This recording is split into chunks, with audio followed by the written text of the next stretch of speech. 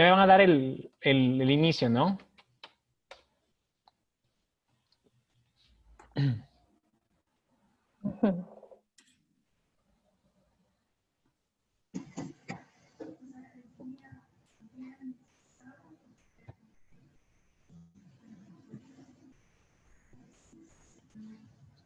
Santiago, Santiago.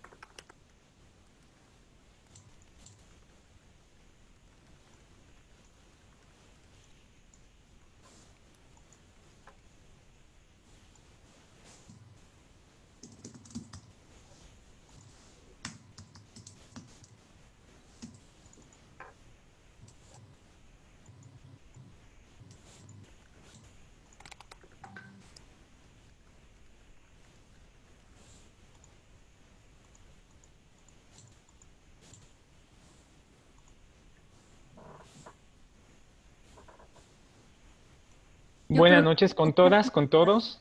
Estamos iniciando este espacio de los lunes de Coyuntura y Debate.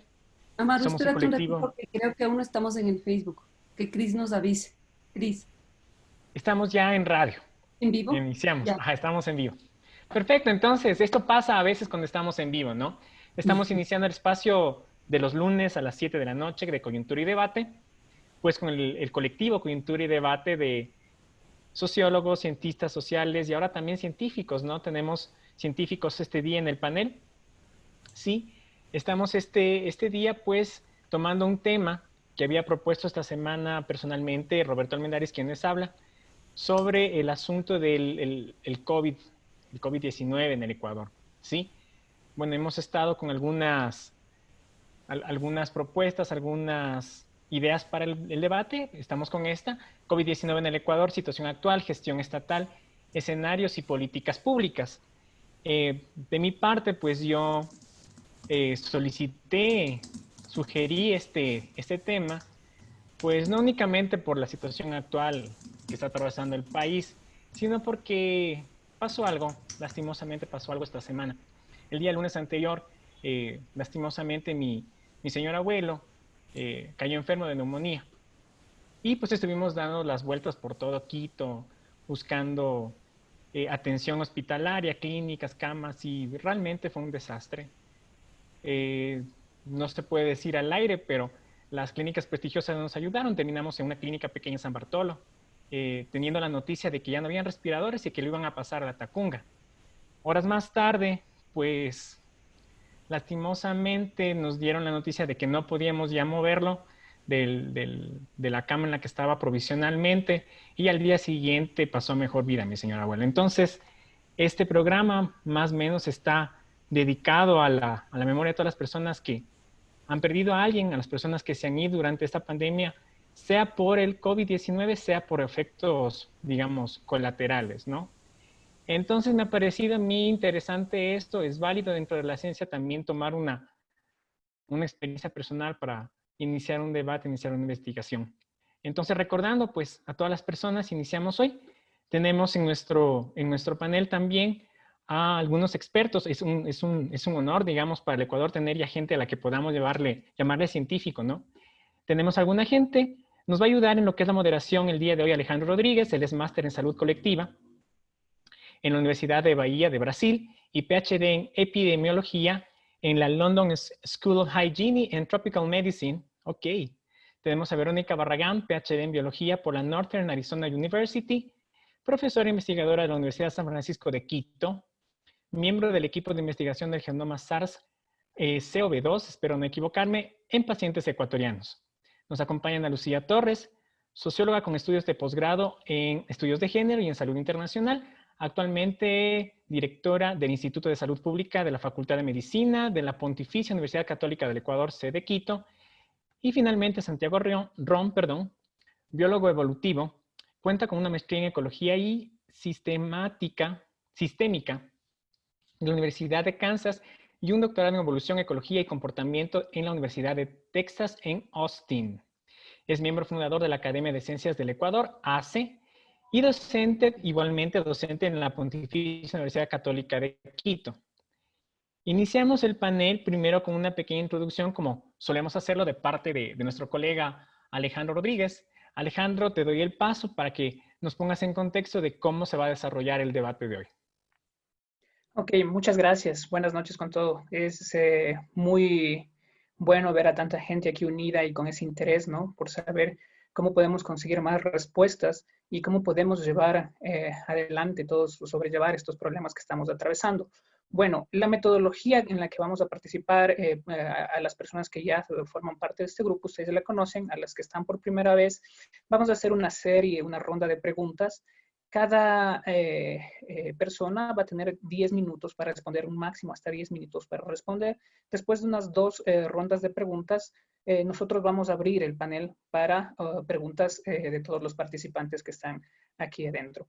Yo les voy a ir preguntando una serie de tópicos, ¿no es cierto? Entonces, por favor, les voy a molestar cuando en un momento que ya se pasen el tiempo, les voy a pasar un chat interno o interrumpir amablemente el discurso, ¿ok? Entonces, ¿comenzamos? Ok, ya. Es interesante cómo la situación actual nos ha puesto en una campaña de cooperación, ¿no es cierto? Vemos que muchas instituciones están participando en investigación, no solo públicas, sino también privadas. Vemos que muchas universidades están llevando a cabo muchos proyectos. Entonces, nosotros para tener una idea un poco más amplia de todos nuestros panelistas, quisiéramos primero saber en qué están trabajando, en qué proyectos se están relacionando con la enfermedad del COVID-19, desde las instituciones de educación, desde los laboratorios, ¿no? Desde cada uno de los ámbitos laborales de cada uno de ustedes. Por favor, comenzaría con Verónica. Muchas gracias. Buenas noches, muchas gracias por la invitación. Yo soy parte del Instituto de Microbiología de la Universidad de San Francisco, en donde básicamente tenemos dos grupos de científicos trabajando. Un grupo es en diagnóstico microbiológico, en el que estamos detectando SARS-CoV-2 a través de PCR. Y el otro es en donde estoy yo involucrada, y lo que hacemos es secuenciar, ver cada una de esas letras del libro del genoma del virus, para poder identificar mutaciones, cambios, para ver cómo evoluciona. Eso es lo que estamos haciendo. Ana Lucía, ¿puedes ayudarme tú? Gracias, buenas noches con todos y con todas. Gracias por la invitación. Desde el Instituto de Salud Pública estamos trabajando en varios niveles. Por un lado, tenemos algunos proyectos de investigación en torno al impacto social que tiene el confinamiento del coronavirus en un estudio comparativo con varios países. Por otro lado, también estamos trabajando con el análisis de los mecanismos novedosos que han habido a partir del confinamiento, que tiene que ver, por ejemplo, con la psicoescucha que está realizando la PUCE o la teleconsulta, que nos permite también dar cuenta de cómo va respondiendo la población a esta situación inédita. Por otro lado, también estamos apoyando en la orientación y trabajo que hacen los gobiernos locales, particularmente, y voy a compartir también un poco esa experiencia, en el Observatorio de Coronavirus de Pichincha, que ha sido un espacio de articulación entre varias instituciones académicas y profesionales para apoyar las decisiones que tienen los gobiernos locales en torno a la gestión.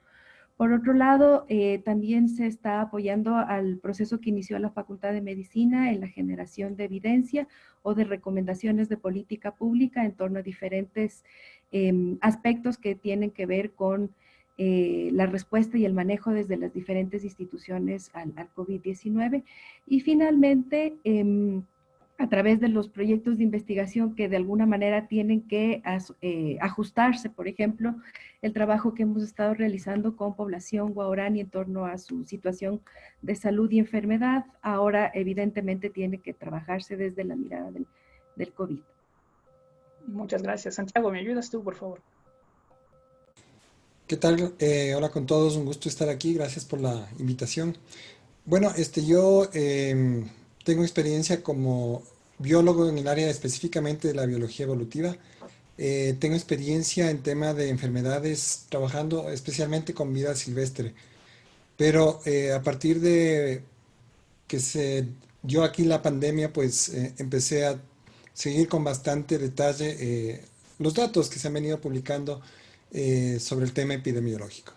He hecho lo posible por facilitar la comunicación científica de este tema, que me parece que es muy importante, obviamente, para todo el país, tanto desde la Universidad Católica, que es donde soy docente y también investigador, como desde la Academia de Ciencias del Ecuador, donde organizamos un webinar sobre el tema de el coronavirus, y me parece que han sido iniciativas bastante útiles para informar a la población desde una perspectiva científica en relación a qué hacer y qué esperar del futuro.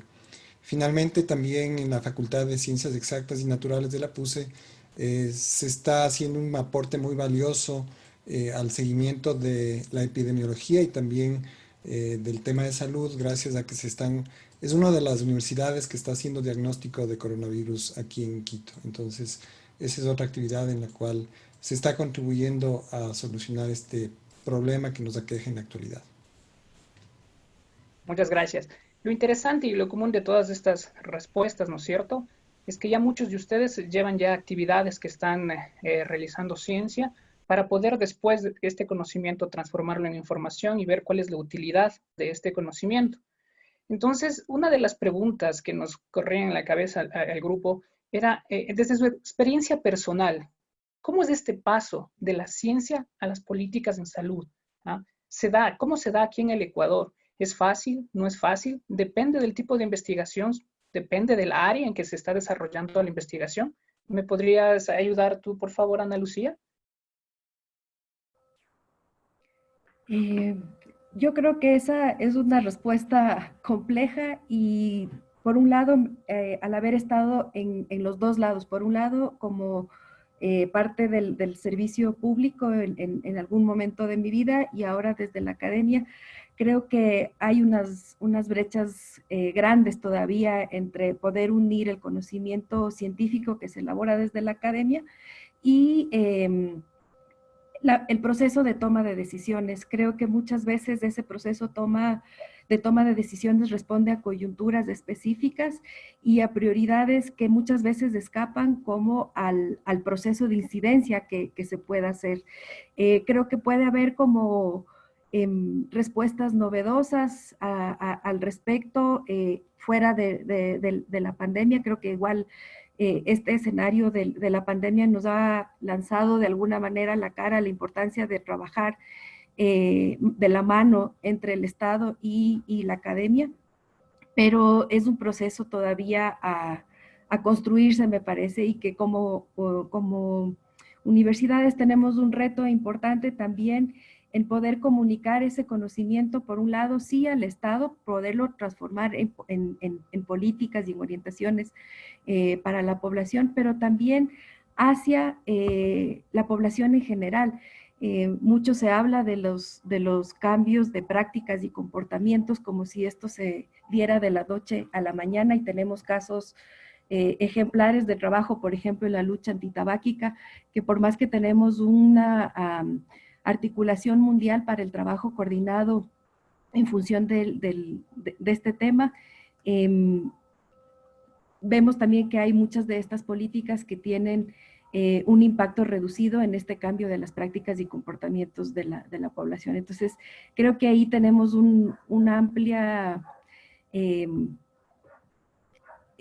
como brecha de trabajo y que sería importante fortalecerlo.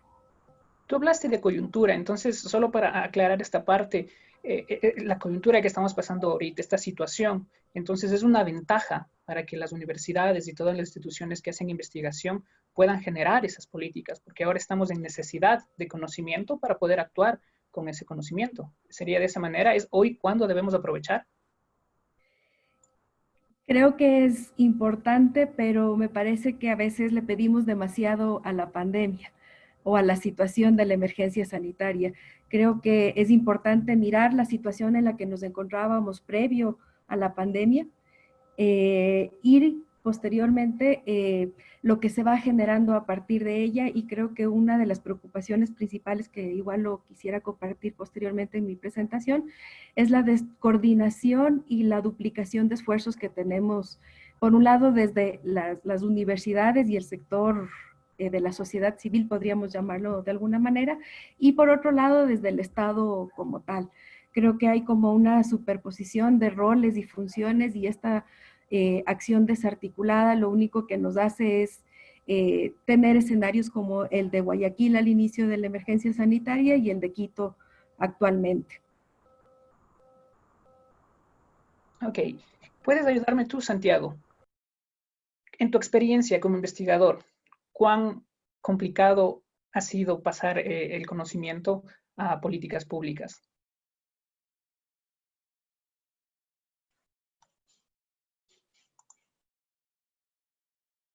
Está apagado el micrófono, Santiago. Bien, yo te puedo hablar desde una perspectiva bastante coyuntural en relación con la pandemia actual. ¿Cuáles han sido nuestras experiencias en términos de qué tanta apertura ha habido de las autoridades nacionales, tanto de los gobiernos locales como a nivel nacional, en relación con la asesoría o la ayuda que podamos dar los científicos para que se tomen decisiones adecuadas para manejar la pandemia? En realidad, la experiencia no ha sido muy buena. Nosotros hemos tratado por muchos medios distintos de asesorar y orientar las decisiones de las autoridades. Estoy hablando del Ministerio de Salud, estoy hablando de los COEs nacionales, de los COEs cantonales, y sin embargo ha sido muy difícil. Hay muchos colegas que han sido invitados a reuniones en las cuales las autoridades han escuchado, las autoridades de los niveles más altos, no estoy hablando de presidencia, vicepresidencia, ministerios, etcétera. Y sin embargo, a pesar de que el mensaje ha sido claro, el mensaje ha sido inequívoco y contundente, de todas formas, en muchos casos se ha ignorado por completo las recomendaciones que hemos hecho los científicos y en general los especialistas en esta área. Y eso es algo que ha resultado frustrante y que de alguna forma explica el por qué la situación del manejo de la pandemia en el Ecuador ha sido particularmente deficitario. Si es que nosotros comparamos lo que ha sucedido en el Ecuador con lo que ha sucedido en otros países, vamos a ver que la situación en el Ecuador, desde el inicio de la pandemia hasta la actualidad, pues ha sido, quizás estaría entre los peores casos de manejo de la emergencia que se ha visto en todo el mundo. Eso es algo que lo podemos demostrar con datos que se han generado a lo largo de estos meses en todos los países. Es fácil ver que el Ecuador en muchos indicadores pues está ocupando los últimos lugares, y esto es algo que refleja directamente el hecho de que haya habido esa falta de apertura de las autoridades a la comunidad científica para el manejo de esta emergencia. Muchas gracias. Verónica, ¿me puedes ayudar tú con tu visión? Yo comparto lo que acaba de decir Santiago. En realidad nos hemos visto muy frustrados. Hemos estado, y yo personalmente he estado en mesas de trabajo, en las mesas de salud locales, y hemos dicho, hemos sugerido, pero no ha pasado de eso. No se ha tomado nuestra voz para tomar decisiones, ni nuestra experiencia para hacerlo. Y como científicos trabajando en COVID, hemos tenido incluso muchísimas dificultades para poder, por ejemplo, hacer investigación, lo cual también es algo que no debería ocurrir, porque ahora es cuando más necesitamos información, ahora es cuando más necesitamos que las autoridades tomen decisiones informadas. Entonces, en realidad, esa frustración viene desde el que no nos han escuchado como científicos y evidentemente los resultados son muy claros ahora. Una pandemia descontrolada, una epidemia descontrolada en nuestro país que requiere justamente de un comité de expertos, como ha pasado en Uruguay, por ejemplo. El gobierno de Uruguay tiene 40 científicos asesorando la toma de decisiones. Es importante, es muy importante que nos tomen en cuenta y no ha sido así. Comentó Ana Lucía también y Santiago, ¿no?, que les han invitado, por ejemplo, a estas reuniones para poder evaluar la situación actual. También una idea muy importante que resaltaron es la duplicación de tareas en este sentido y los indicadores de salud. En una situación general, bueno, Santiago ya nos dijo, y la pregunta va para ti, para comenzar contigo, Santiago, un mal manejo de la situación de salud aquí en el Ecuador. ¿Son confiables nuestros indicadores? ¿Qué están representando esos indicadores? El número de contagios, el número de muertes. Necesariamente, ¿qué es lo que nos hace falta para tener una mejor vigilancia epidemiológica en este contexto? Bien, justamente eso es algo que yo preparé como parte de una presentación. No sé si podemos hacer ahora esa presentación o cuál sería la dinámica. ¿Sí? ¿Ver? ¿Ya? Perfecto, entonces voy a compartir mi pantalla.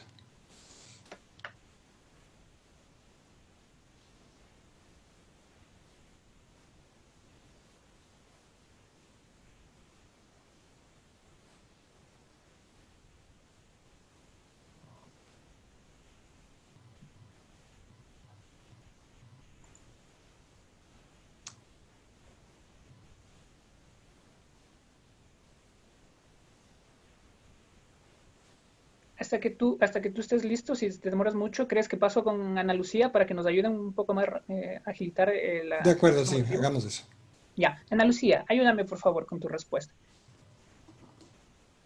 A ver, creo que estos espacios han sido complejos por varios elementos. Uno de ellos es el desconocimiento del propio manejo como tal de esta pandemia en específico. Creo que ha habido también como un proceso acumulativo de ir aprendiendo no solo aquí, sino a nivel internacional de cuál es la mejor respuesta a a esta pandemia. Entonces creo que eso también de alguna manera ha dejado sin orientaciones a los tomadores de decisiones. Luego, lo que ya se mencionó de esta dificultad en utilizar de mejor manera los criterios técnicos para la toma de decisiones. Creo que siempre en una decisión política se mezclan, por un lado, los criterios técnicos y el juego de las fuerzas políticas para poder sostener una definición o una decisión. Y me parece que aquí ha habido quizás como un desbalance de estos pesos y hemos visto que muchas veces se han tomado decisiones aparentemente con motivos sobre todo económicos más que sanitarios. Y eso ha dejado a la población de alguna manera desprotegida, diría yo. Y por otro lado, en esta lógica de la duplicación de las funciones que se mencionaba, si bien tenemos como una lógica de trabajo para la actuación ante las emergencias sanitarias que se refleja en los diferentes COEs, en los diferentes niveles territoriales, esta coordinación del nivel descentralizado con el nivel de gobierno central ha dificultado mucho el manejo en sí de la pandemia. ¿Por qué? Porque necesitamos aquí la rectoría de la Autoridad Sanitaria Nacional. Y uno de mis elementos que quisiera ponerles igual sobre la mesa posteriormente en mi presentación es este debilitamiento de la Autoridad Sanitaria Nacional y su reducida capacidad técnica para poder resolver lo que está sucediendo en la pandemia. Y luego dejaría aparte lo que ya también es claro y evidente como la dificultad en cuanto a recursos económicos y humanos que ha tenido para dar respuesta coherente, oportuna, que esa creo que es un elemento clave, oportuna ante lo que está sucediendo en el país. Y eso hace que se dupliquen funciones, que no haya la coordinación y creo que lo que mostrará Santiago claramente es esta información que se va produciendo, nos deja muchas dudas y además la manera en la que se la presenta adicionalmente, creo que no nos permite hacer un análisis mucho más riguroso que permita tomar decisiones, además de los datos epidemiológicos basados en las realidades territoriales que permitan que efectivamente esas decisiones se hagan realidad. Bueno, tú hablabas, ¿no?, de una falta de capacidad técnica. Entonces, bueno, voy a asumir, Verónica, tú debes estar mucho más al tanto de esta falta de capacidad técnica, especialmente en la capacidad de identificación de casos, ¿no? ¿Nos puedes comentar algo sobre eso? ¿Cómo estamos? ¿Hemos mejorado? ¿No hemos mejorado? En realidad, el problema es que nos hemos enfocado en detectar exclusivamente a pacientes graves. Pocos pacientes asintomáticos o con sintomatología leve han sido detectados. Y recordemos que en realidad lo más grave de esta enfermedad a la que estamos conociendo es que el 55% de las personas infectadas son asintomáticas. Y son en realidad a quienes tenemos que identificar, porque terminan siendo un riesgo para la población. Solamente es un porcentaje pequeño el que tiene esta enfermedad grave, pero nosotros estamos viendo esto en gran magnitud justamente porque no hemos logrado identificar realmente cuál es el porcentaje de la población que ha sido infectada. Y es por eso que cuando ves esas estadísticas, ves como estos monitores de cuidados intensivos, en donde tienes estos picos que suben y bajan, suben y bajan, suben y bajan, no tiene sentido. Ese es uno de los problemas. Pero otro de los problemas que yo he visto justamente para la detección de casos es que desde el Ministerio de Salud no hay una directriz para poder hacer un diagnóstico adecuado.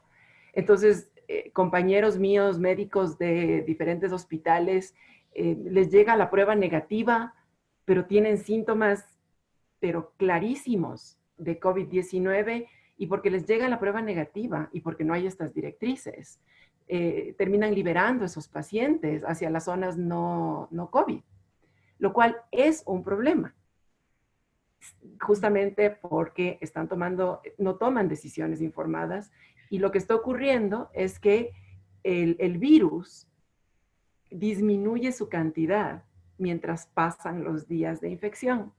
Entonces, la detección se hace mucho más difícil.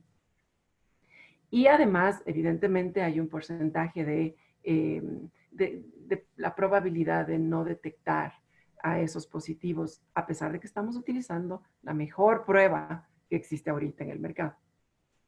Entonces, hay una gran cantidad de factores que están influyendo en esta desinformación que hay con respecto a la cantidad de infectados que están circulando en nuestro país.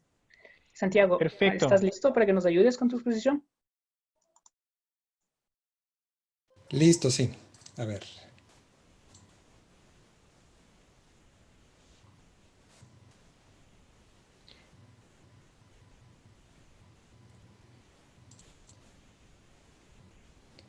Entonces, en relación a la pregunta que me hacías con respecto a, bueno, si es que los indicadores que tenemos de la pandemia en el Ecuador pues son confiables. Bueno, creo que es algo que vale la pena traer a colación, es esta noticia que fue publicada por el Universo el 23 de junio, hace relativamente poco tiempo, a propósito de un artículo que salió en el periódico Financial Times de Inglaterra sobre la cantidad de muertes en exceso que existe en el Ecuador en relación a otros países. Y de acuerdo con este análisis, lo que se ve, esto es lo que está mostrado en este gráfico, es que cuando nosotros contabilizamos el número de muertes en exceso, es decir, el número de muertes que se han producido sobre el promedio histórico en un periodo determinado, se ve claramente que el Ecuador está en primer lugar. Estos son los datos hasta el 17 de junio, entre un grupo de varios países para los cuales se ha podido recopilar esta información. Cuando nosotros analizamos, por otro lado, esos datos con un poco más más actualizados, digamos, se ve claramente que se mantiene la misma tendencia, y en este caso Perú ya llega al segundo lugar, y países que también han, digamos, tenido problemas serios en términos de número de muertes per cápita en el mundo, como España, el Reino Unido y también Italia, vemos que están por debajo de lo que sucedió en términos de mortalidad en Ecuador y Perú. Esto claramente nos indica que la situación en el Ecuador ha sido particularmente grave. Acá podemos ver una publicación que salió de la Organización Mundial de la Salud para guiar, para orientar a los gobiernos del mundo en relación a cómo enfrentar la pandemia. Este es un documento que se generó después de ya tener 3 meses de experiencia en diferentes países del mundo con respecto a las respuestas. Y una vez que ya se pudo aprender y entender qué era lo que más servía para tratar la pandemia, pues la Organización Mundial de la Salud nos dice esta como una de sus recomendaciones principales. Quizás la lección más importante de la respuesta mundial a la COVID hasta la fecha haya sido que para frenar con éxito la transmisión resulta fundamental diagnosticar con precisión todos los casos de COVID-19, aislarlos y atenderlos de una forma efectiva. En otras palabras, ellos ponen muchísimo énfasis en el tema de los tests. Y no cualquier tipo de test, sino más bien los test de PCR, porque las pruebas rápidas en realidad nos dan una información que es poco confiable. Y cuando nosotros vemos qué es lo que ha sucedido en el Ecuador en términos de esta capacidad de aplicar tests, vemos claramente que estamos en deuda. Nosotros, cuando analizamos a nivel regional en Sudamérica, vemos que Ecuador está en último lugar en términos de número de test por cada 1000 habitantes. Apenas 9 test por cada 1000 habitantes, en comparación con Chile, que es el país que está mejor ubicado, que tiene 78.7 test, es decir, más de 9 veces más que lo que hace el Ecuador, y Perú, que es el país que está en penúltimo lugar, que tiene 10.8 tests. Tanto Perú como Ecuador son países que han tenido muchísimas dificultades para enfrentar la pandemia, y eso es algo que es una consecuencia directa del hecho de que hemos aplicado muy pocos tests. Acá nosotros podemos ver el número total de pruebas de COVID en relación con cada caso confirmado. Y este gráfico es bastante claro porque nos indica que los países que han hecho más pruebas por cada caso confirmado son los países que mejor han enfrentado la pandemia.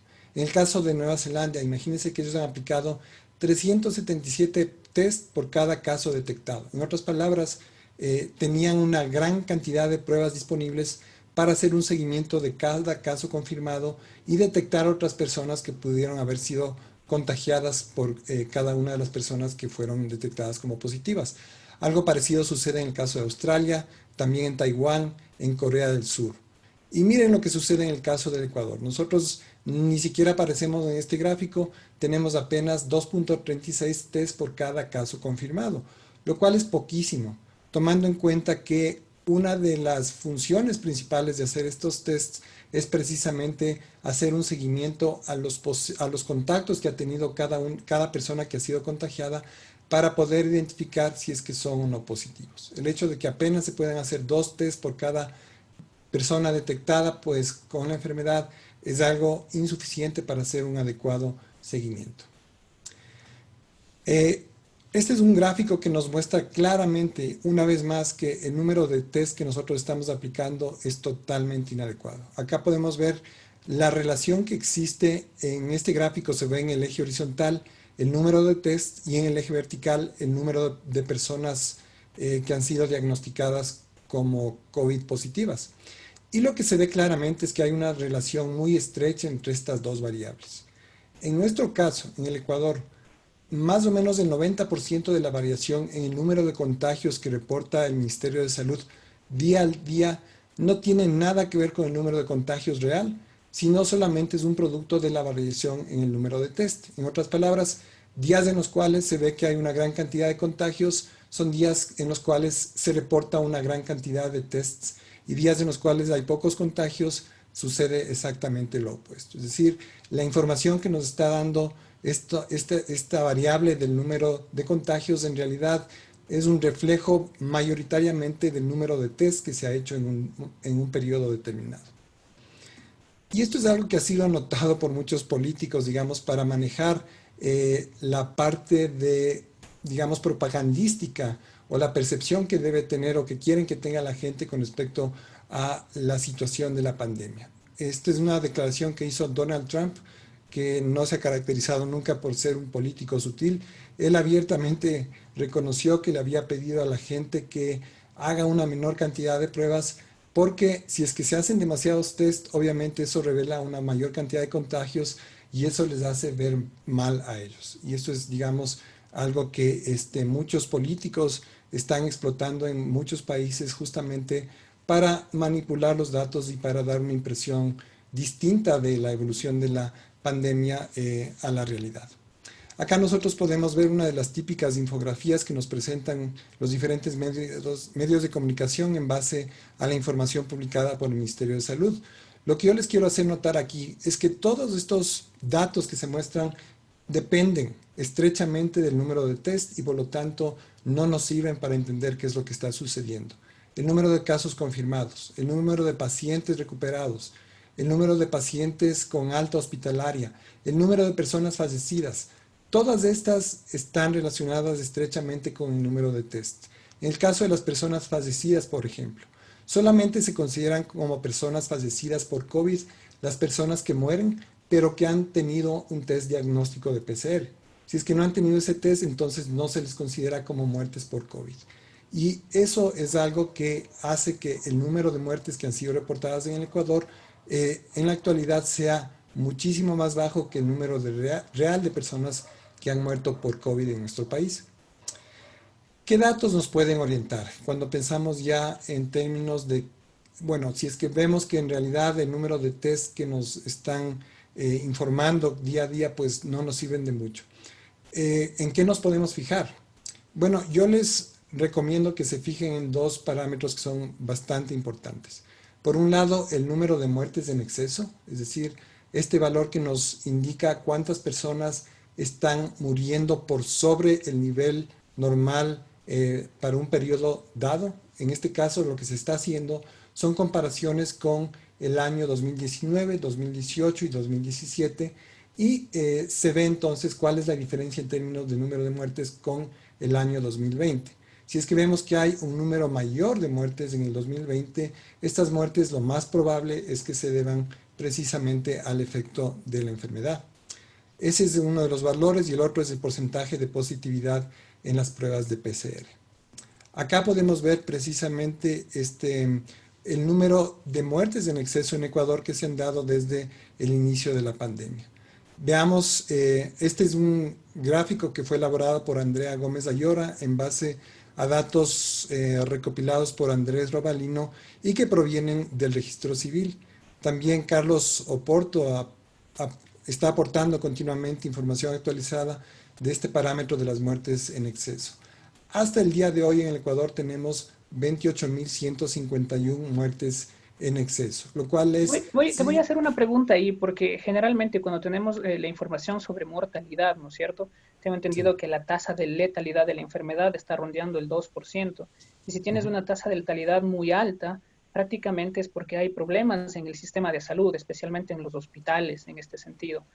Y en tal caso, cuando tú, bueno, como en todo estudio epidemiológico, tú tienes que definir la causa de muerte. En cierta parte, si es que no hay una definición concreta de causa de muerte, es verdad. Obviamente los datos se pueden utilizar como arma política, ¿no? Pero en cierta parte es cierto que no puedes, ¿cómo se llama?, inferir que es por COVID directamente. Y como tuvimos al menos este episodio en Guayaquil, donde que hubo un desborde de casos y de muertes, no todos se pueden atribuir al COVID. Precisamente porque por este desborde muchos de los pacientes que estaban con otras dolencias pudieron haber muerto en esta situación. ¿Cómo tú podrías más estimar? No sé si lo tienes más adelante o cómo tú podrías ajustar mucho mejor estas estimaciones.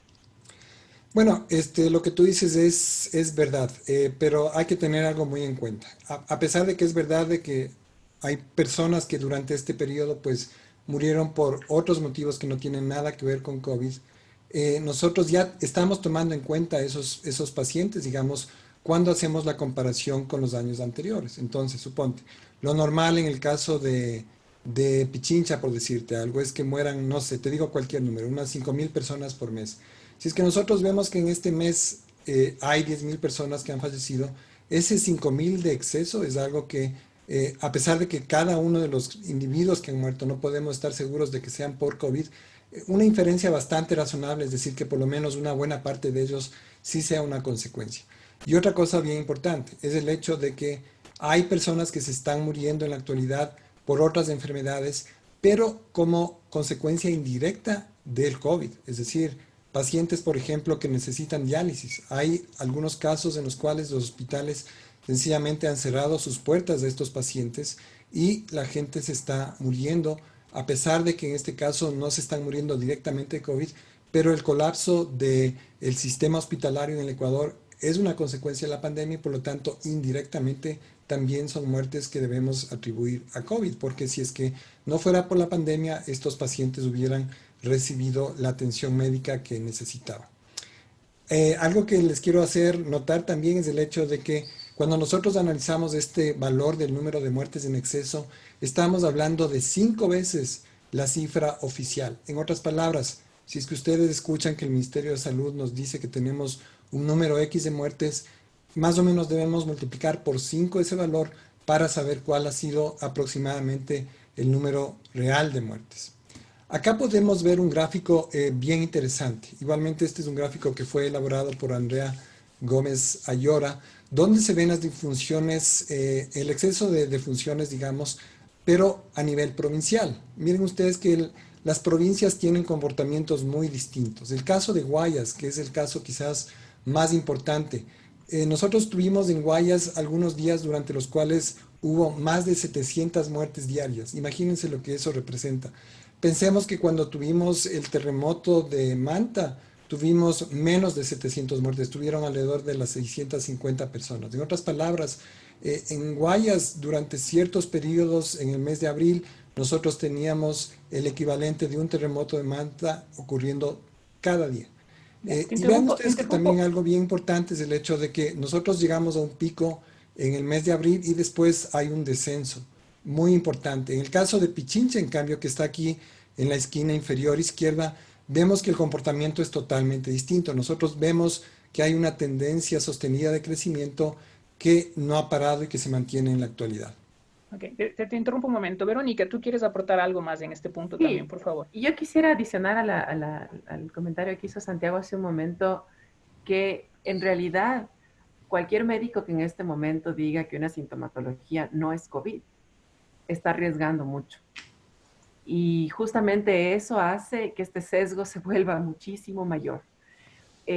Justamente esta semana estaba hablando con una de mis colegas médicos y una de las experiencias que ella decía es, ¿qué vas a pensar? Que un paciente con pancreatitis que llega al hospital termina teniendo un diagnóstico por COVID. Ningún síntoma respiratorio. Entonces, definitivamente, los datos que nosotros tenemos no son nada en relación a lo que realmente está ocurriendo.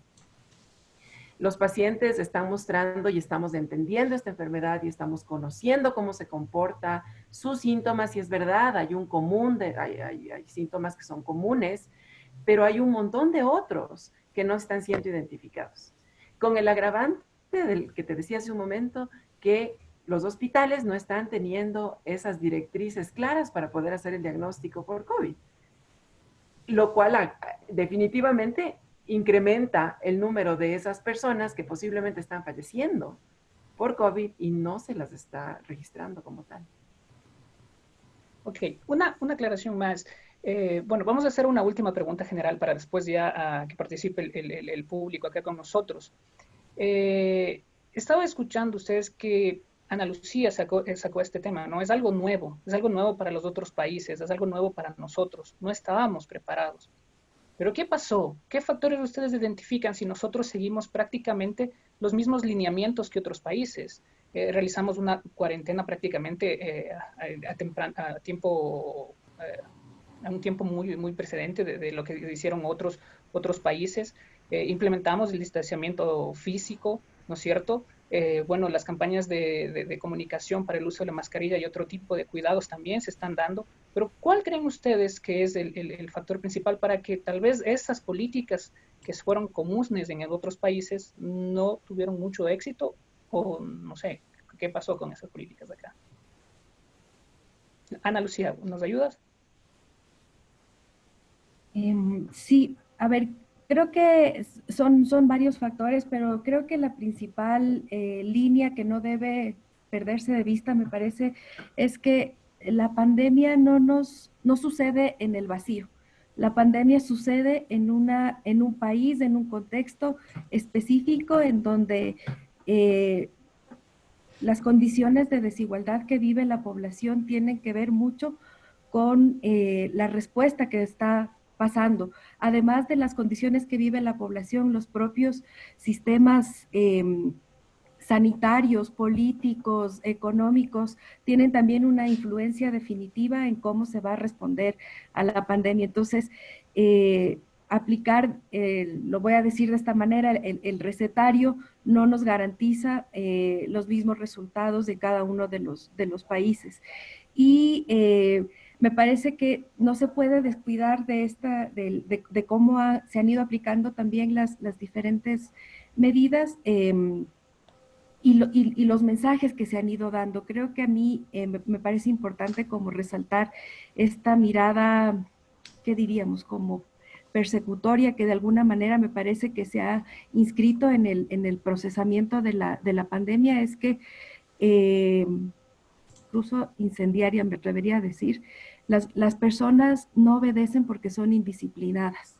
Entonces, eso ha generado como todo un movimiento del aparato estatal para poder controlar esos movimientos indisciplinados y se ha perdido de vista ahí las razones por las cuales las personas no cumplen el aislamiento, no se quedan en la casa o las diferentes medidas. Entonces, creo que no podemos atribuir todo lo que estamos viendo a la pandemia como tal, sino comprender cuál era la situación previa en el país, empezando por la situación de mortalidad hasta la estructura institucional con la que tenemos para responder a la pandemia. Entonces creo que ahora se conjugan todos estos elementos y tenemos los resultados que tenemos.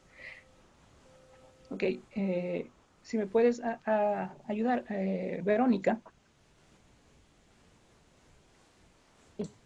¿Qué pasó? ¿Por qué no surtieron tal vez el mismo efecto que en otros países? Sí son las mismas. Hay algo importantísimo dentro de la epidemiología de las enfermedades y tiene que ver con el periodo en el cual las enfermedades se transmiten, el periodo de incubación, etc. Se han hecho estudios en China, que son los primeros, pues los que más experiencia tienen en realidad ahora y los que han logrado hacer investigación epidemiológica bastante buena. Y se ha visto que la efectividad del confinamiento ocurre cuando se confina a la población al máximo a los 14 días después de que se hayan detectado los primeros casos. Caso contrario, entonces ese pico se extiende. Nosotros tuvimos la sospecha del primer caso en enero, a finales de enero.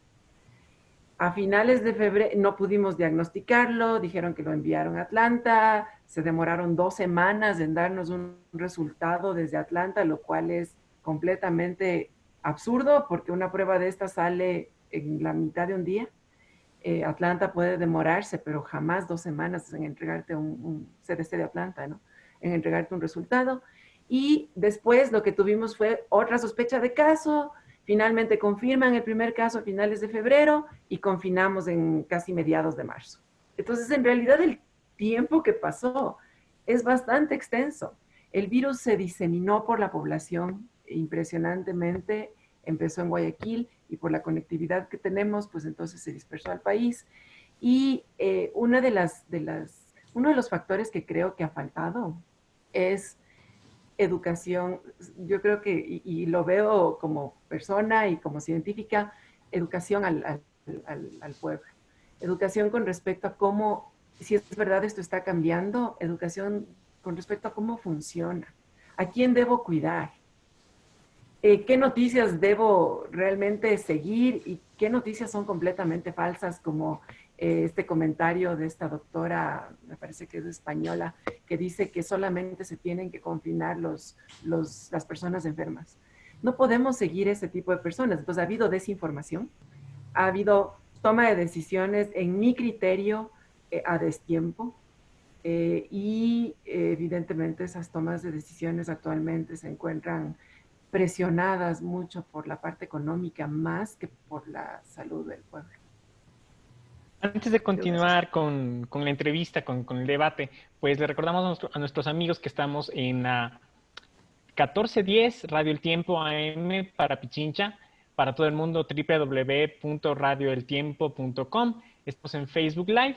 Sí, nos pueden seguir. Mañana retransmisión a las 10:30, igualmente en Radio El Tiempo. Pues siempre tenemos que hacer la cuña del espacio radial, ¿no? Ahora, me parecería pertinente, Alejandro, si terminamos con la exposición Sí, mil disculpas Santiago. por eso. Estaba tan interesante. Quería dar un poco más de palabra a los otros participantes también, pero sí, perdón, Santiago, quisiera tu respuesta y si la puedes complementar con tu exposición para ver si puedes contestarme a esta pregunta y de paso terminar también tu exposición, en cualquiera de los dos órdenes que sea más factible para ti, por favor. Perdón. Sí, no, está bien. En realidad, en honor al tiempo, creo que lo que yo diría es básicamente, concuerdo con lo que dice Verónica en relación con lo clave que es cuando se hace o se da la respuesta a una pandemia como esta. Unos pocos días a veces pueden hacer una diferencia enorme en el destino que tiene una pandemia en una población. En algunos casos nosotros veíamos que cada 5 días podía duplicarse el número de contagios.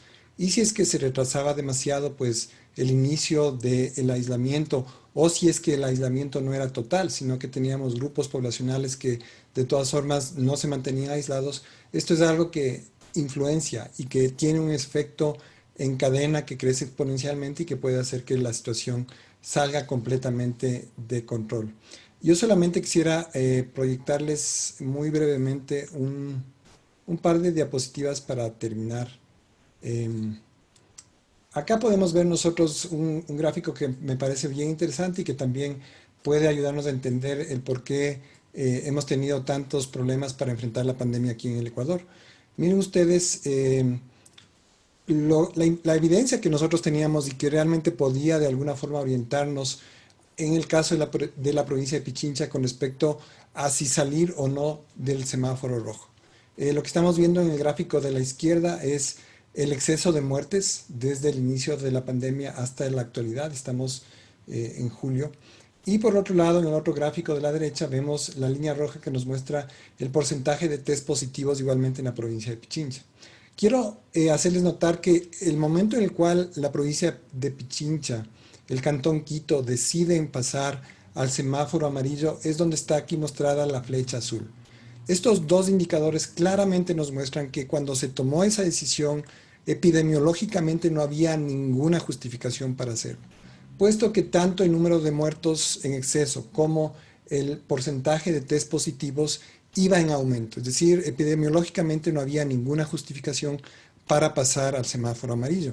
Y como bien lo mencionó Ana Lucía, esto seguramente tuvo más que ver con consideraciones económicas que con consideraciones epidemiológicas. Y digamos, esa es la explicación. Nosotros vemos que las decisiones no han estado basadas en evidencia, sencillamente se han tomado en cuenta intereses económicos o la situación económica en general del país para decidir qué hacer con la pandemia, lo cual obviamente pues ha tenido una repercusión funesta en el caso de Pichincha, cuando nosotros vemos pues cómo ha ido evolucionando la curva de muertes en exceso. Vemos claramente que ha aumentado mucho a partir de que pasamos al semáforo amarillo, lo cual era completamente predecible tomando en cuenta cuál era la situación durante el mes de mayo.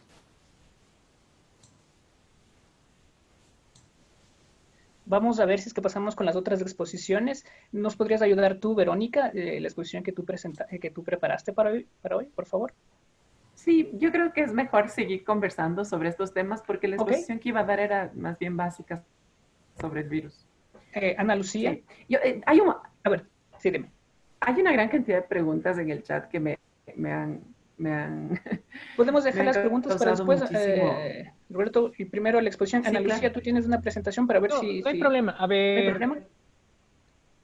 Sí, vamos primero acabemos con las presentaciones, si la tiene ya Ana Lucía, pues yo entiendo, Verónica, también estoy leyendo y estoy viendo que tú estás leyendo y estás respondiendo directamente, está perfecto, todos tenemos mucho que decir, ¿no? A lo menos con respecto al semáforo amarillo, Acá en mi casa estamos maldiciendo, sí. Estamos maldiciendo. Ahora vamos con Ana Lucía y luego pasamos con unas preguntas para tener un poco de orden porque no estamos bien de tiempo, no hay ningún problema. No sé si Ana Lucía nos ayuda. Sí, quiero compartir la presentación que he realizado que tiene que ver de alguna manera con algunos de estos elementos que hemos ido mencionando en las preguntas previas. Creo que está tardando un poco mi compu en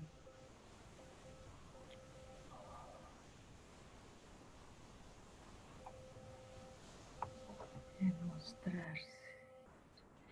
Bueno, esperamos la presentación. A veces en radio toca hacer eso, ¿no? Llenar el vacío. Vamos, Ana Lucía, no hay problema. Sí, básicamente mi reflexión que quisiera compartir con ustedes es en relación al sistema de salud como tal, que entendemos por sistema de salud, cómo está organizado en Ecuador y cómo esto influye sin lugar a duda en la gobernanza y los elementos que se han comentado por parte de Santiago y Verónica creo que son un claro ejemplo de esto ante esta emergencia. Entonces, básicamente me gustaría como ampliar un poco esta noción del sistema de salud que muchas veces tiene una mirada exclusivamente asistencial, cargado en la atención individual de la enfermedad, no de la salud, y esto evidentemente tiene sus consecuencias, que hay funciones específicas de la salud pública que se quedan a veces sueltas o que tienen una dificultad en ser como atendidas coherentemente desde el gobierno central y los gobiernos descentralizados y los diferentes actores, porque me parece que esto también es importante reflexionar. Posteriormente, al final, me gustaría como plantear algunas inquietudes que puedan abrir también las preguntas, porque creo que hay más dudas que respuestas en torno a cómo se está gestionando la pandemia y los resultados que esto tendrá. Me gustaría partir como de esta reflexión inicial que las desigualdades sociales configuran la situación de salud y vida de la población. Entonces, aquí vamos entendiendo a la salud no únicamente como la ausencia de enfermedad, sino como una serie de determinantes y procesos sociales, políticos, económicos que van configurando lo que es la salud de la población. Entonces no podemos leer esto o no podemos leer la pandemia fuera de esta realidad que es el escenario en donde se desarrollan todo lo que hemos venido conversando y quizás lo que la pandemia ha hecho es exacerbar estas situaciones de desigualdad que se reflejan, por un lado, sí, en las respuestas que han tenido las diferentes actores que intervienen en la pandemia, pero también como hay un escenario internacional que esto también va configurando y ahí hablar un poco posteriormente del rol que ha tenido la Organización Mundial de la Salud también en este tema. Entonces, solo como una manera de recordatorio, algunos elementos que tienen que ver en cómo se va definiendo en la Constitución del 2008 a la salud, porque eso nos da un parámetro muy amplio de cómo entender la salud y cómo hay diferentes derechos que se vinculan con el ejercicio del derecho a la salud, entre ellos el agua, la alimentación, la educación, la cultura física, el trabajo, la seguridad social, los ambientes sanos y otros que sustentan el buen vivir. Yo me atrevo a decir que en cada uno de ellos hay un elemento de la pandemia que está jugando. Hablamos de el lavado de manos cuando sabemos que hay lugares en donde ni siquiera hay agua. Hablamos de la alimentación, ese ha sido un elemento clave o una razón importante por las cuales las personas salen de sus hogares o de sus domicilios para lograr la alimentación, sabiendo que tienen relación, por ejemplo, con el trabajo o la educación en cuanto a lo que se mencionaba ya anteriormente también como de esta campaña de comunicación y educación hacia la población. Este derecho a la salud también está dentro de un sistema nacional de inclusión y equidad social que a su vez nos muestra un escenario en el que no depende exclusivamente de una de las entidades que muchas veces se las puede asumir como la responsable de la generación de estas políticas para lograr la inclusión y la equidad, y que es un conjunto de instituciones, sectores que confluyen para formar este sistema de inclusión y equidad social, entre esos evidentemente el de salud. Y por otro lado, el Sistema Nacional de Salud, que es un elemento que lo voy a abordar en esta charla. ¿Por qué instituciones está conformada? Esto no es una lógica uniforme, igual a lo largo de los diferentes países podremos ver diferentes configuraciones de los sistemas nacionales de salud y de los sistemas de atención en salud que tienen que garantizar, por un lado, la promoción, la prevención, la recuperación, la rehabilitación de todos los niveles y propiciar la participación ciudadana. Yo me atrevería a decir que la pandemia nos ha puesto ante un escenario de la prevención, que eso es una de las acciones que suele hacer el sistema de salud, y el tema de la recuperación. Entonces, creo que se nos quedan fuera otras de las acciones que se deben realizar desde el sistema de salud. Aquí también como un elemento para poder entender qué actores o qué niveles intervienen en la definición de la salud o la atención a la salud en su mirada más amplia. Por un lado tenemos el sistema de salud que no está configurado exclusivamente de las instituciones que prestan servicios de atención en salud, sino que está conformado por el sistema educativo, económico, político, cultural y todo este aparataje de nivel descentralizado para poder atender a la salud. Incluso ahí, este gráfico no lo plantea, pero creo que ahí el sistema de educación superior de profesionales de la salud y otros profesionales que podemos contribuir con la salud, queda muchas veces excluido de esta comprensión del sistema de salud. Y por otro lado está el sistema de atención de salud como tal, que ahí sí se habla de los diferentes niveles de atención en salud, los sistemas, tal como lo plantea nuestra normativa, que tiene que ver con los sistemas más comunitarios de gestión de la salud, no únicamente desde el Estado como tal, que muchas veces eso también es algo que al hablar de salud pública pensamos que es la atención desde los servicios públicos y no lo entendemos a la salud como un bien público. Y pensar también en esta lógica de la salud como un sistema exclusivo que se resuelve desde sus particularidades y que no interactúa con los otros sistemas de protección y previsión social, nos hace ver también el escenario fragmentado.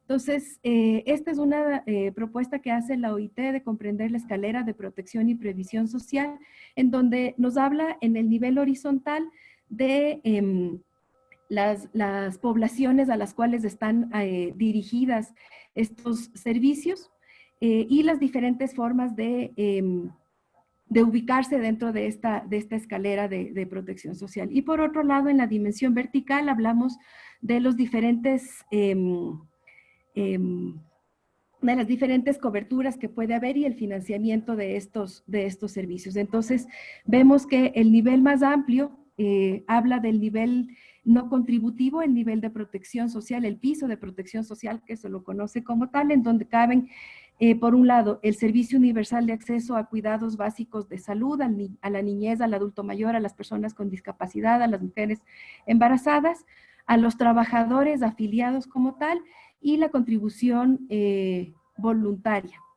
Aquí hay, sobre todo, un paquete básico, podríamos decir, de prestaciones que se van definiendo para ese nivel no contributivo.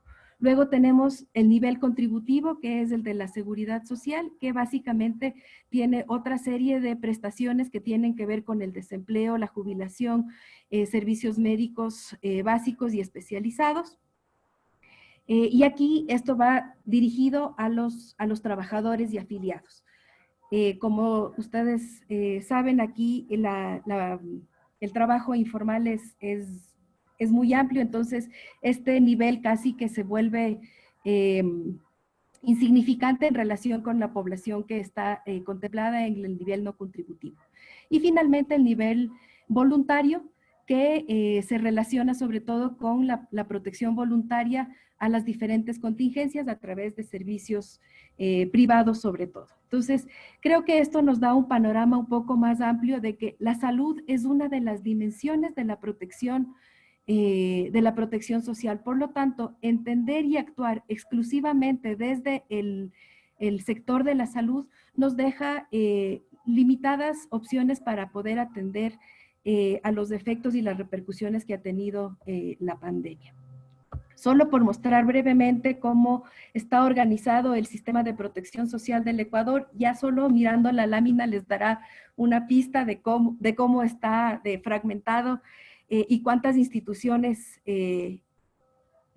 están involucradas en este sistema de protección social. Entonces, vemos que ahí en realidad la salud es únicamente uno más de estos niveles de protección social que a su vez también está extremadamente fragmentado. Entonces, tenemos por un lado la población afiliada y la del seguro social que tienen ciertas coberturas, ¿no es cierto? Por otro lado, el sistema de salud como tal, que está igual altamente fragmentado, y aquí serían cuáles son esas prestaciones que están cubriendo. Entonces, esta siempre es como la pregunta para los tomadores de decisiones. ¿A quién cubro y con qué? Sobre la base del financiamiento que tengo. Entonces, vemos que aquí hay un financiamiento mixto. Por un lado, fondos a través de los impuestos y de la política fiscal generalmente del Estado. Luego vemos la configuración de lo que es el seguro social, que tiene aportes de los trabajadores, de los empleadores. Entonces, esto en realidad nos pone un reto enorme para poder tan solo funcionar cuando no hay pandemia. En el momento que hay pandemia, todas estas tensiones y coordinaciones que pueden ser necesarias para poder atender a la población se ponen en tensión y dificultan la acción frente a la pandemia.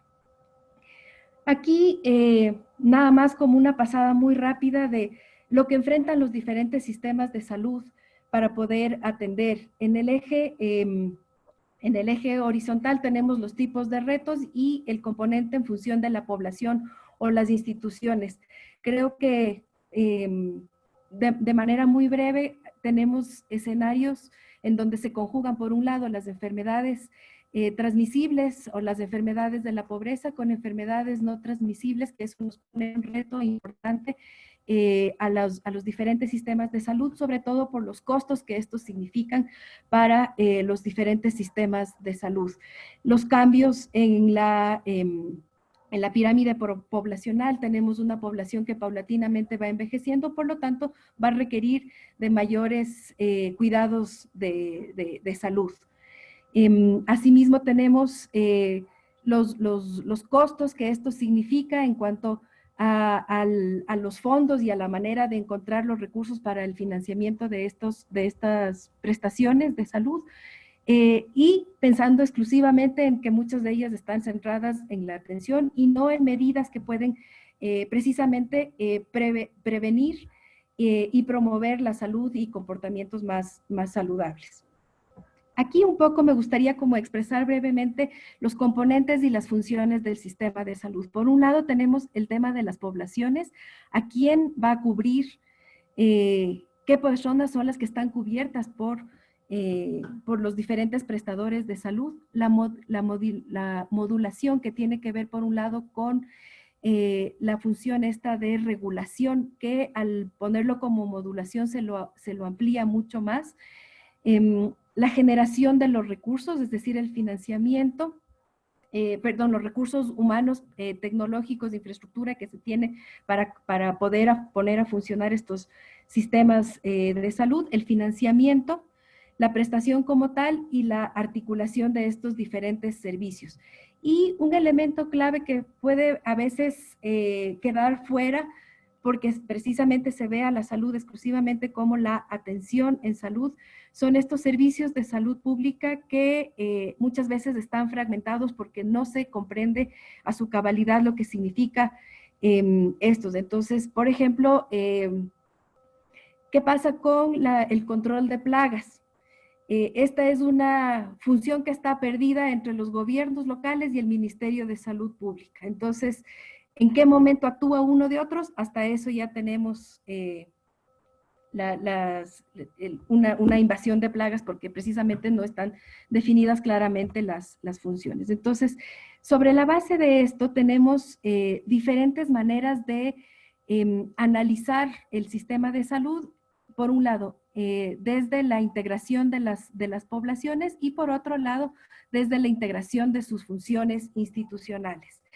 En la integración horizontal vemos que hay un modelo público o unificado, como puede ser el caso de Cuba o Costa Rica. En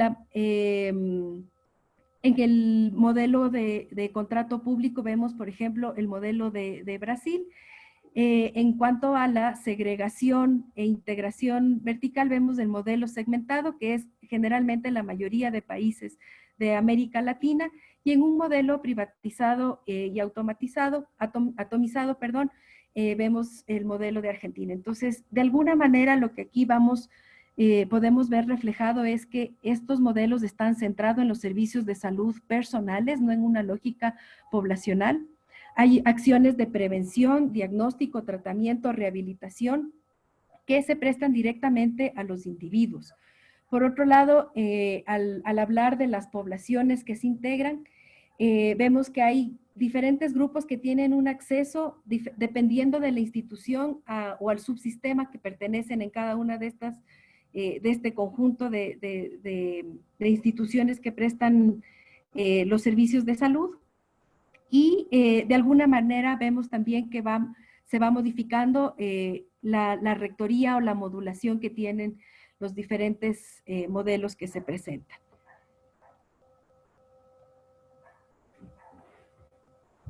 Me voy a ir un poco más rápido para mostrar un poco lo que tiene el sistema de salud ecuatoriano, en donde vemos que la prestación de los servicios de salud está altamente fragmentado.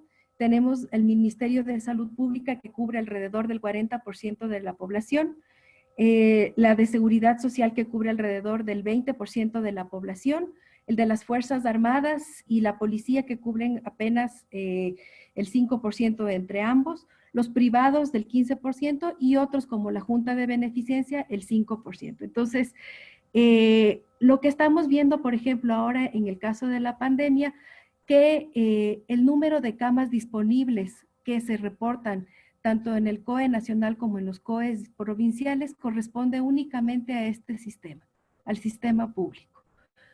¿Qué pasa con los privados? ¿Qué pasa con estos servicios? ¿Qué pasa con estas camas? Una emergencia sanitaria no amerita la disponibilidad de las camas en los servicios privados. Creo que esas son como algunas de las preguntas que nos dejan también la gestión actual de la pandemia. Vemos que el sistema de salud, sistema de prestación de servicios de salud en Ecuador tiene una regulación o modulación a cargo del Ministerio de Salud, pero tiene una rectoría extremadamente débil. Y eso claramente se ve reflejado en el manejo de la pandemia. La toma de decisiones sobre la base de criterios de distinta índole menos sanitarios, pero además también la capacidad de control que pudiera haber y de regulación de las diferentes entidades. Vemos también que ha habido como un proceso largo de acreditación de los laboratorios para poder realizar las pruebas cuando tenemos un escenario de emergencia sanitaria que incluso nos hemos topado con elementos como la dificultad de los procesos de importación de los insumos para poder realizar las pruebas. Ana Lucía, ¿podemos concretar un poquito más rápido para poder pasar a las preguntas, por favor? Porque hay muchas preguntas también. Perfecto. Te agradezco. Entonces, vemos un tema de prestación fragmentado, desarticulado, centrado en el hospital y con recursos limitados. Me iría un poco ante esta pregunta. Ante un sistema de salud como el que hemos visto y una fragmentación de las diferentes competencias para comprender lo que el sistema de protección social debería actuar al responder a la salud, creo que esto vemos reflejado en varios elementos. Tenemos varias opciones: hacer nada, la supresión, que fue lo que pasó a inicios de marzo, en el caso de Ecuador, y la mitigación a través de diferentes medidas que van a ir modulando el comportamiento de la población.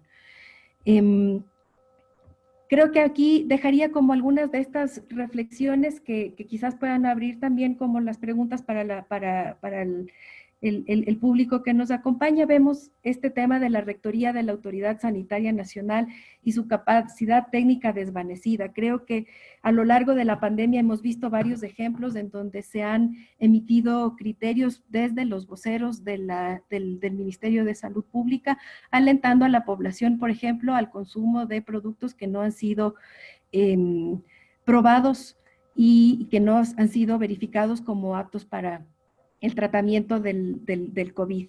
Vemos que la vocería también de la emergencia sanitaria ha pasado de diferentes actores. Vemos que esto estaba en manos de gestión de riesgos, como la normativa lo establece, pero luego vimos que esto fue reemplazado por el Ministerio de Gobierno.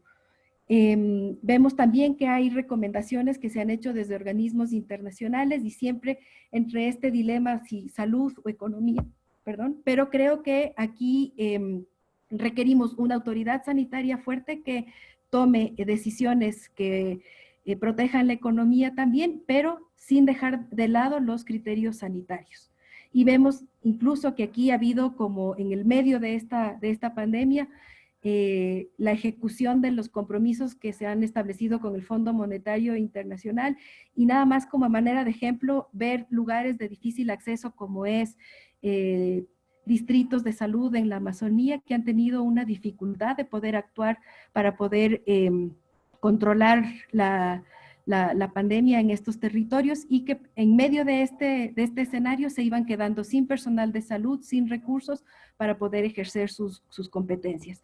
Por otro lado, la delegación de las responsabilidades a los GATS cantonales para el seguimiento de los casos y contactos también me parece que pierde de vista de alguna manera cuál es la gestión de la red de salud al centralizar esta toma de decisiones en los cantones, cuando vemos, por ejemplo, que en el caso de Pichincha, al estar centralizados los servicios especializados en Quito, todos los pacientes de las otras provincias iban a llegar necesariamente a Quito en caso de necesitar cuidados más especializados. Entonces, esta unidad territorial para la toma de decisiones quizás viabiliza algunas decisiones, como por ejemplo lo que han estado haciendo en cuanto a la entrega de víveres, por ejemplo, a las personas, pero dificulta la gestión sanitaria de los diferentes pacientes. Y vuelvo a poner esta inquietud sobre la red pública integral de salud, que me deja mucho la duda sobre tener una disponibilidad de camas exclusivamente desde los servicios públicos cuando tenemos una emergencia sanitaria enfrente. Quizás pararía ahí para poder recibir las preguntas. Perfecto, muchísimas gracias, Ana Lucía. Bueno, excelente la exposición sobre la gobernanza, digamos, poca gobernanza más bien que hemos constatado en este momento. Tenemos algunas preguntas del público, ¿no? Y me parece que les han estado leyendo tanto Santiago como Verónica mientras la exponías tú. Y hay bastante desinformación, bastantes mitos, y bueno, la gente no sabe por dónde irse, por dónde estar, ¿no? Tenemos algunas preguntas también incluso de lo que es de Radio del Tiempo. Sí, de los radioescuchas nos preguntan algunas cosas específicamente sobre datos, ¿no?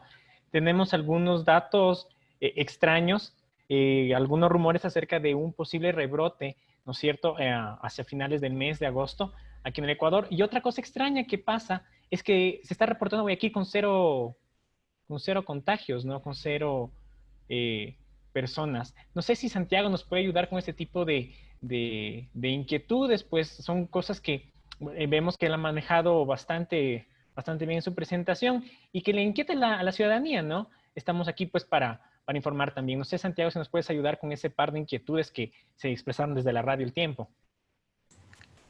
Sí, bueno, en relación a lo del rebrote de agosto, no sé si la pregunta se refiere a un rebrote a nivel nacional o A mundial, nivel pero nacional.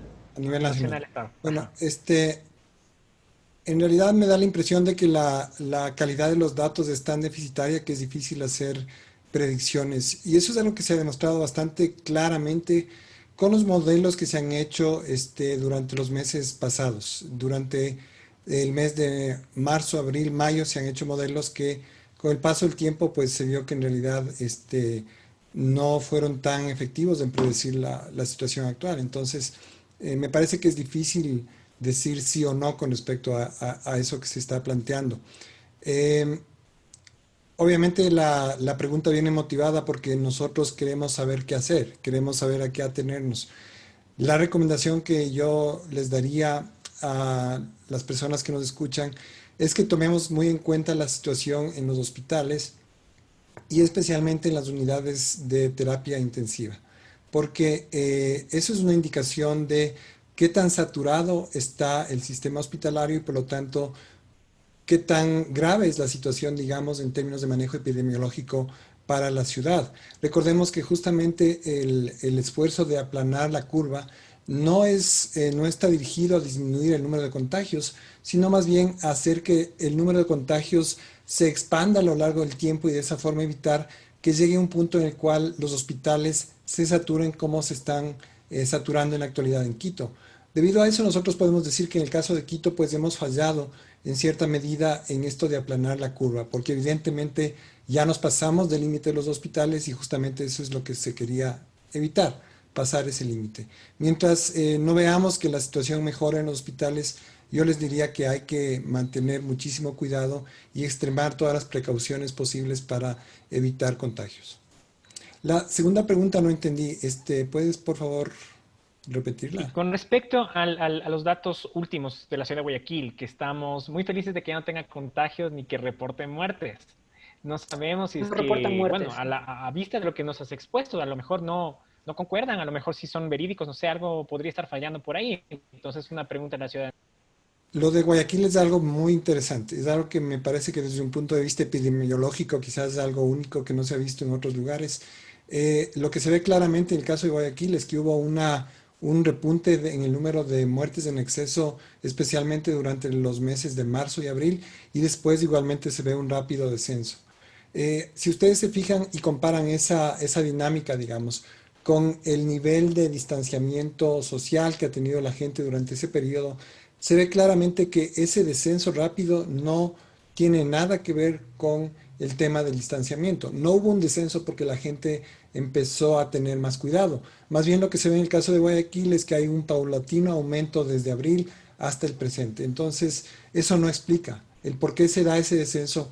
Lo más probable es que tenga que ver con la dinámica epidemiológica del virus, es decir, es una propiedad biológica de la enfermedad que ha hecho que en el caso de Guayaquil, pues ya no se registre el número de muertes que hubo lamentablemente, como dijimos hace un momento, en el caso de los meses de marzo y abril.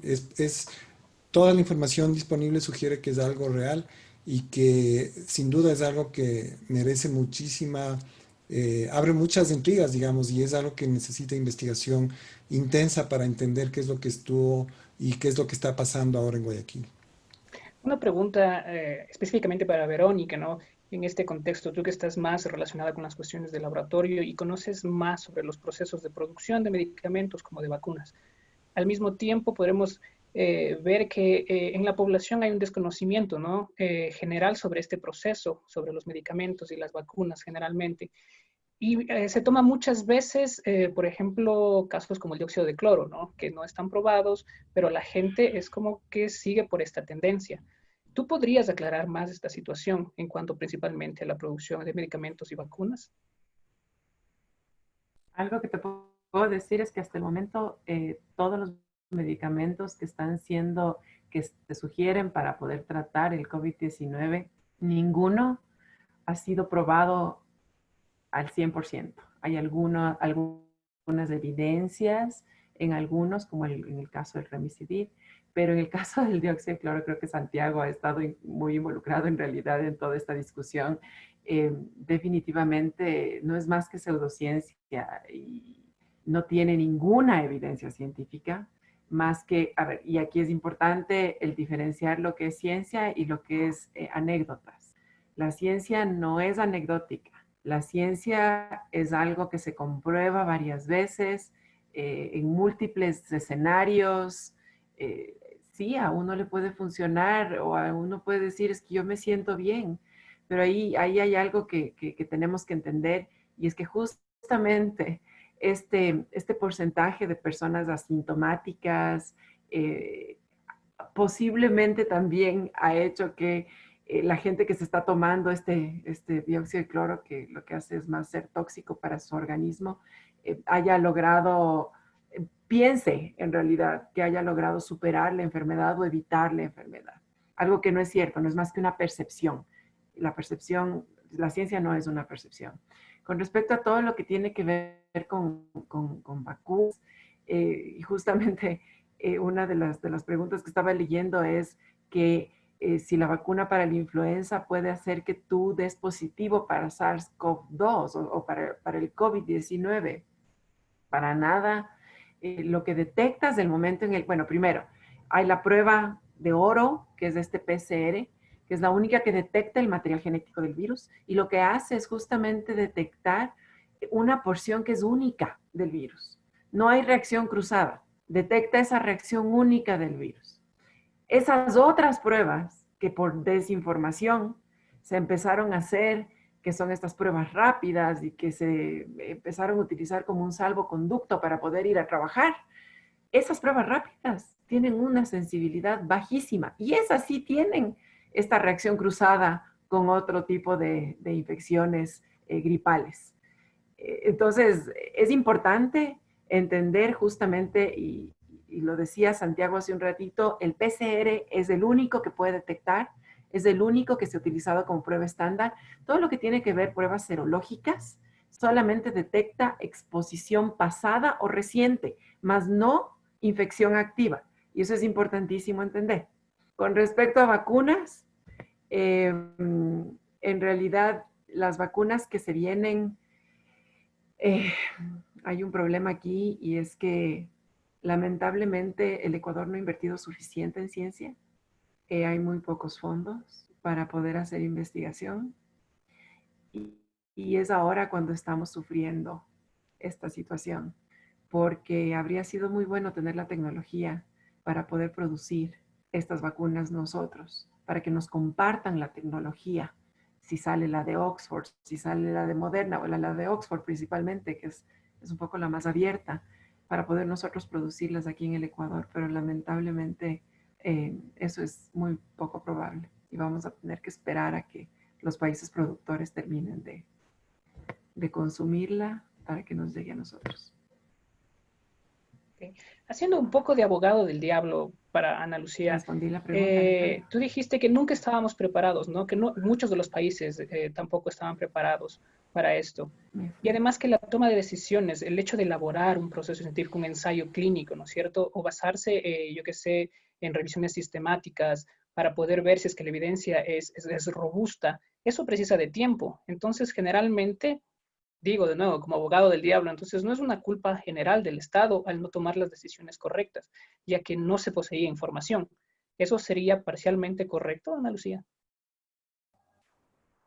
Creo que uno de los elementos es esto, ¿no? El tener información basada en evidencia científica para la toma de decisiones, pero también en una lógica de comprender cuál es la situación de cada uno de los territorios en donde se está actuando. No es lo mismo lo que de la manera en la que pudieron responder en Guayaquil como la que podemos responder en Quito. Cada uno de los gobiernos locales tiene diferentes capacidades. Muy pocos de ellos tienen, por ejemplo, secretarías de salud. En el caso de Quito hay una secretaría de salud como tal, que incluso tiene prestación de servicios de salud también para poder atender a estos elementos. Entonces, evidentemente creo que hay información que se va generando y medidas que se van ajustando mientras va avanzando la pandemia, y también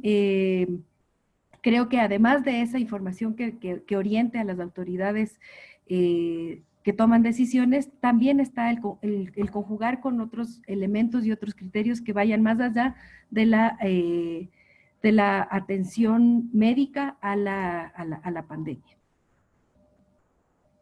Ok, me gustaría tener una apreciación, tal vez ya para ir terminando, de cada uno de los panelistas, eh, en dos puntos específicos. ¿Qué aprendemos de esta pandemia? ¿Qué aprendimos desde sus perspectivas personales y desde las instituciones en las que ustedes trabajan, en sus campos en los que trabajan? ¿Qué estamos aprendiendo de esto? ¿Lo bueno, lo malo, lo feo? Algo de bueno también debe haber. Santiago, ¿tú nos puedes ayudar con esto? Bueno, yo creo que quizás es más importante comentar lo que estamos aprendiendo como sociedad. Me parece que como sociedad, yo espero que como producto de esta pandemia, pues exista a futuro una mayor conciencia de la importancia de invertir en ciencia y tecnología. Nosotros vemos claramente que los países que mejor han respondido a la pandemia son aquellos que han tenido sistemas de salud sólidos y además han tenido la capacidad de respuesta justamente basada en evidencia y gracias a que ha existido una gran cantidad de científicos y de instituciones que pudieron responder adecuadamente al reto que representa la pandemia para todos los países. Ojalá que esa sea una lección que nos deje este episodio. Es evidente que el Ecuador no estaba bien preparado y es verdad que, digamos, esto ha sido un reto para todos los países, pero si es que, como mencioné al inicio, nosotros analizamos fríamente los números, vemos que el Ecuador ha sido particularmente impactado por el coronavirus y esa es una indicación también de algo que históricamente ha sido característico del Ecuador. Hemos tenido una baja inversión en ciencia y tecnología y eso es algo que también explica el por qué nosotros económicamente seguimos siendo dependientes, seguimos seguimos siendo un país que todavía no logra despegar debido a que no hemos podido desarrollar nuestra ciencia y tecnología.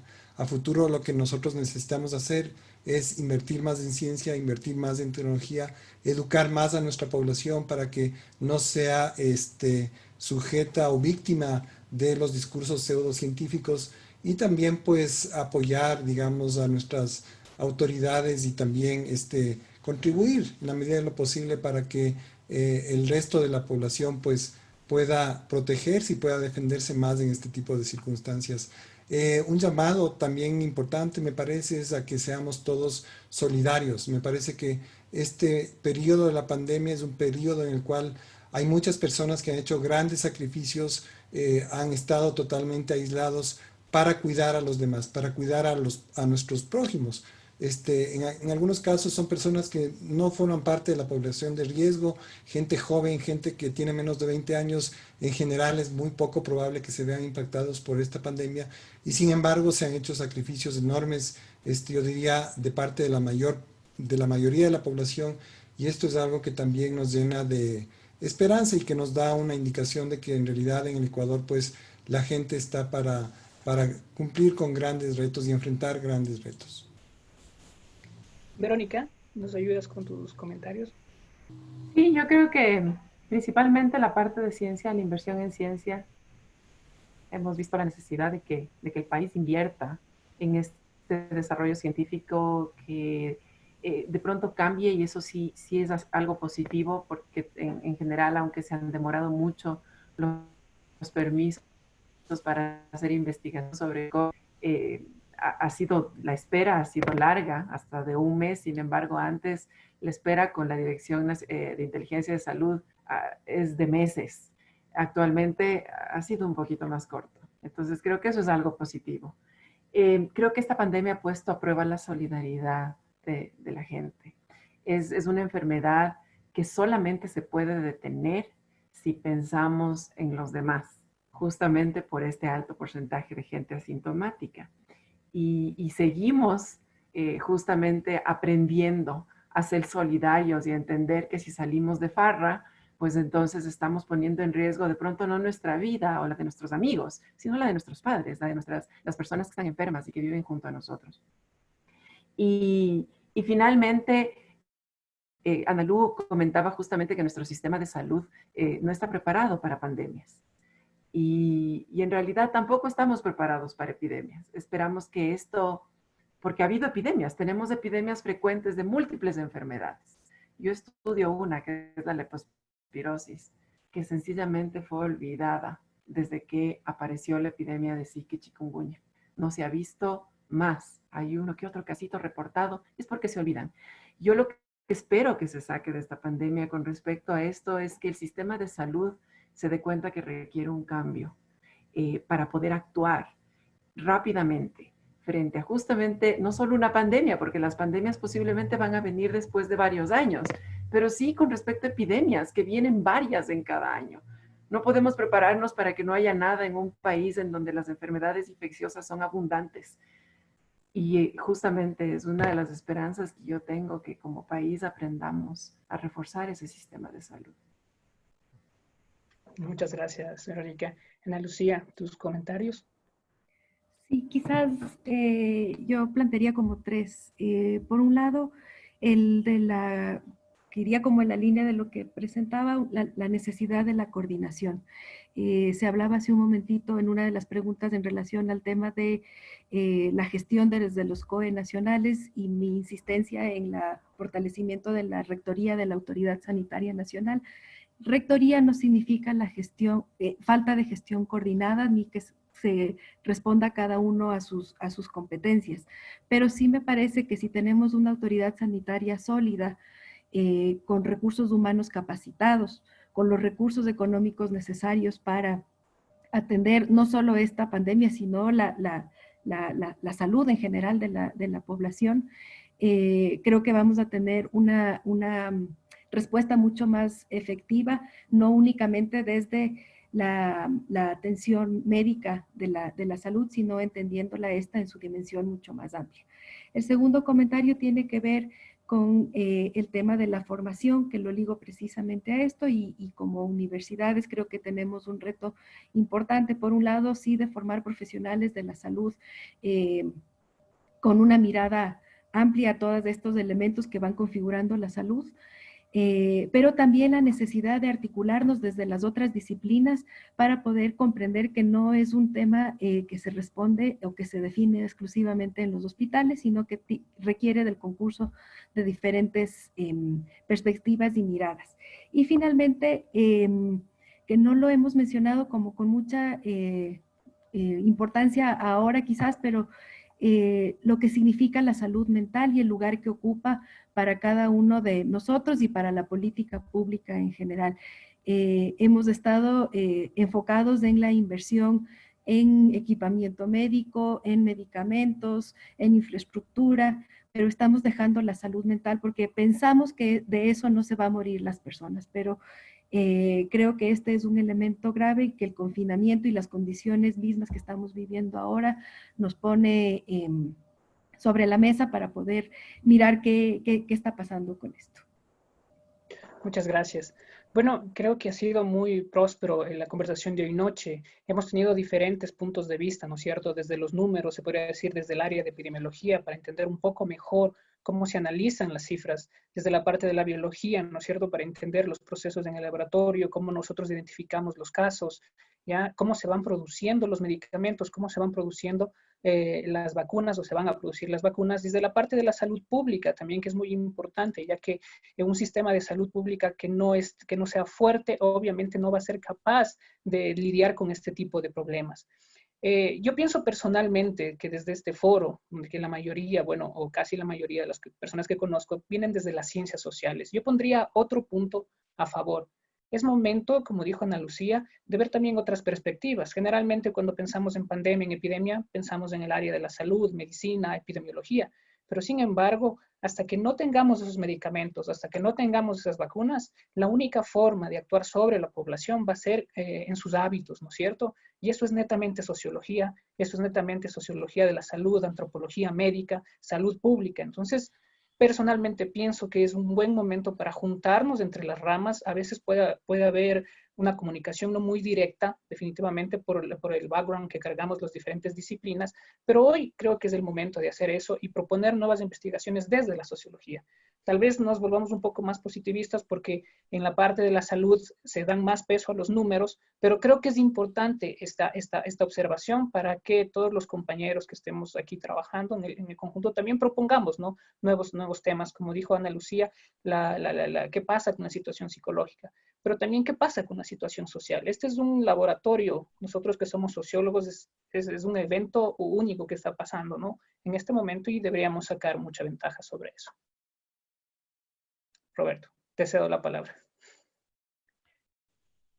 Perfecto, Alejandro. Bueno, vamos cerrando el espacio agradeciéndole infinitamente a todos, a Ana Lucía, a Verónica, a Santiago Ron. Y bueno, es lo que decía Alejandro, hicimos un ejercicio desde las ciencias sociales, ¿no? Nos pusimos a pensar, pues, ¿cómo están tomando las decisiones si es que no tenemos datos certeros? ¿De dónde sacamos datos certeros? ¿Cómo lo hacemos?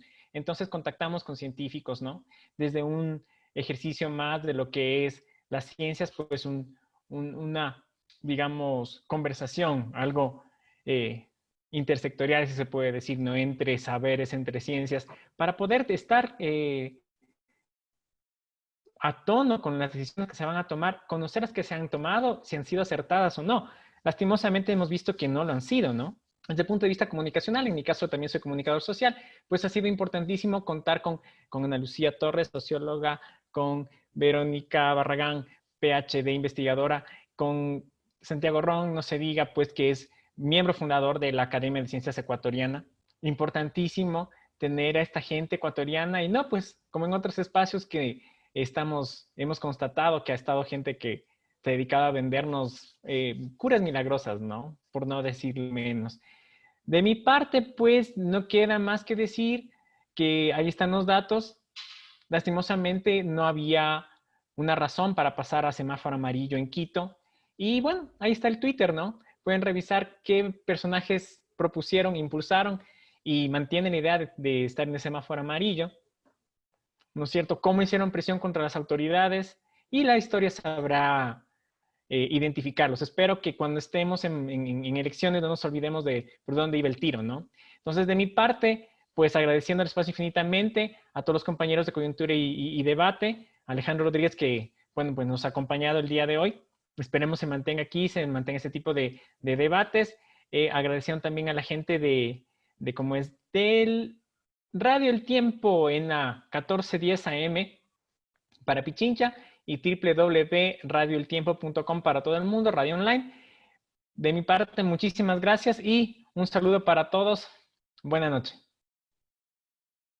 Buenas noches. Muchas gracias, buenas noches. Muchas gracias. Gracias, buenas